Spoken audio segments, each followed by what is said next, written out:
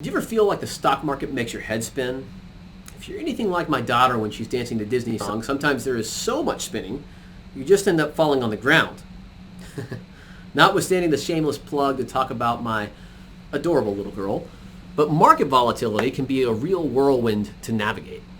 To quote Ron Burgundy, the ups and downs in your portfolio can often feel like you're in a glass case of emotion.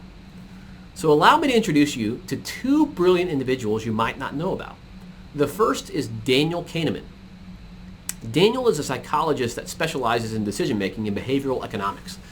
The second is Amos Tversky. Amos is a mathematical psychologist, yes, apparently that's a real thing, that's focused on cognitive bias and its impact on handling risk. So in 1979, these two men got together and collaborated to study the principle of what they call loss aversion. Their findings eventually went on to win a Nobel Prize in 2002. In summary, the study concluded that the impact of losing something is 2 times greater than the impact of acquiring it.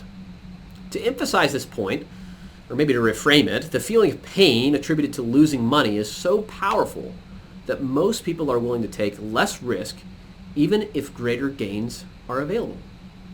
I call this the balance of logic and emotion.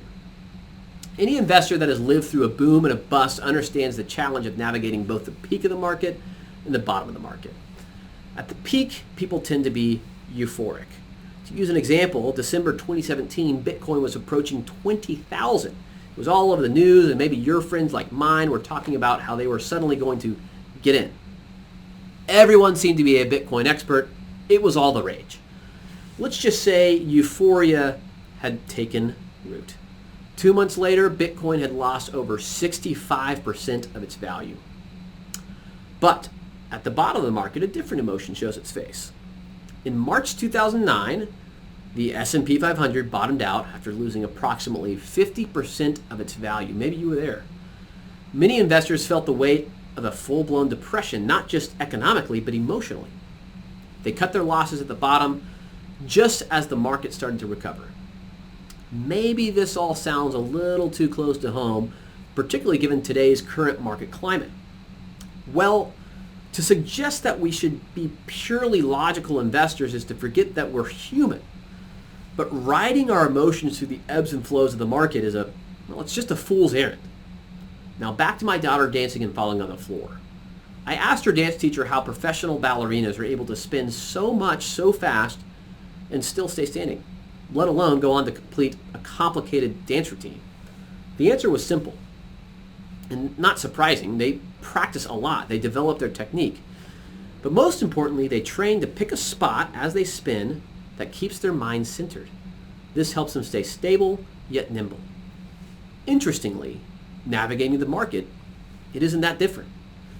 The balance of logic and emotion can, and well, not just can, it will, make you dizzy. But experience builds technique, and the best investors develop a process to sift through the minutiae and volatility to make wise decisions over time. So here's my question. Do you have a process to steer through market volatility? If not, I would encourage you to find one. Something that can help you traverse the vast ocean of the market. Because at the end of the day, the people that consistently make it across the Great Divide, they have a working compass, a captain, and a crew that's sailed through a few storms. They can't control or predict the weather, and those that think they can are fooling themselves and their followers, but they know how to plot a course through a volatile sea. Here's to the start of a great week. Dow aloud.